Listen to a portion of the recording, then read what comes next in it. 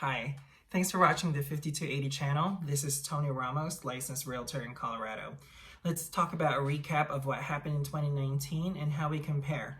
So everybody wants to talk about how many new transactions came on the market and how many closed. And overall, it increased, and this gives us the efficacy rate. So last year, new listings were up 4.9% and closed transactions were also up 5.8%, which is again the percent of transactions that closed after getting listed.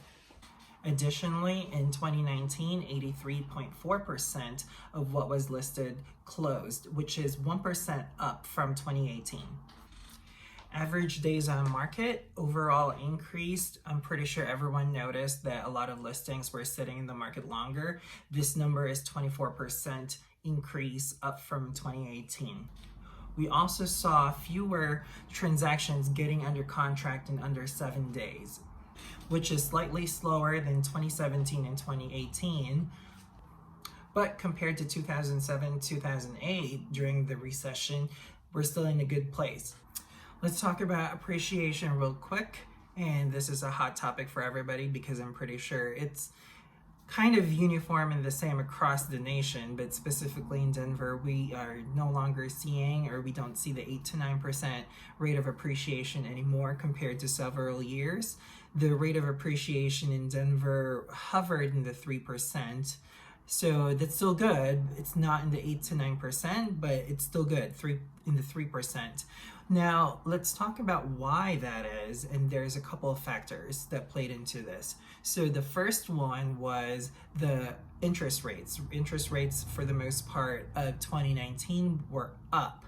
And when I say up, between 4 and 5%, and that basically means it's less affordable for buyers to buy, and that put a damper in the market, or the performance of the Denver metro market. And the second one is weather. Believe it or not, because of the weather and the snow, that put a slow surge, if you will, in 2019.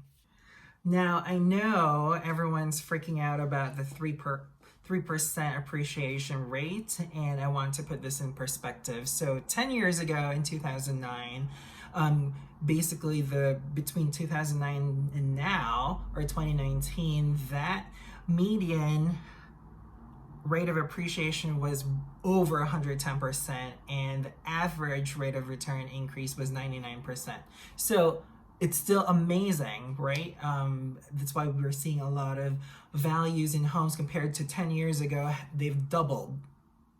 As long as interest rates remain low going into the 2020 and good weather, crossing our fingers, we can see and expect a positive and strong market appreciation.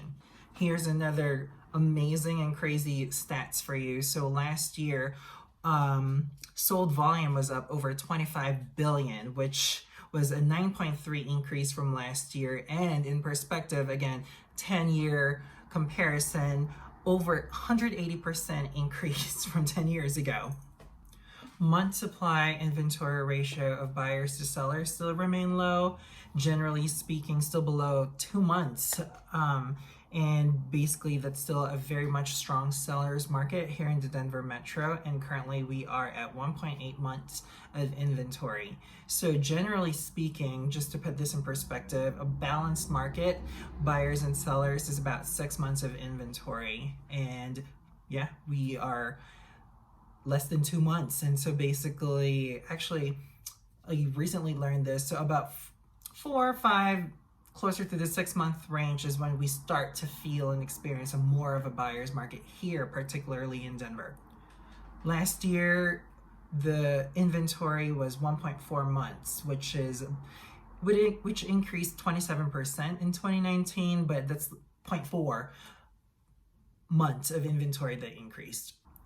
The number of buyers that required financing in 2019 also increased, and this number is basically 86.3% of all closed transactions depended and required financing, which was up 1.8% from 2018. as prices go higher and higher, an average home price, a detached home in the Denver metro is well over $500,000. More buyers require financing. And basically, what does this mean? The more buyers require or depend on financing, the more they depend on interest rates. So again, as long as we continue to see low interest rates, we will continue to see a strong market and strong appreciation. In 2018, 84.8% of buyers depended or required financing. And in perspective, 10 years ago or in 2009, that number is 83.1% that depended on financing. Basically, we had more cash buyers back then and less cash buyers now. This wraps up the 2019 recap. If you are interested in statistics or graphs, spreadsheets, data, please let me know. Shoot me a message. Find my contact in my profile, and don't forget to click follow. Thanks.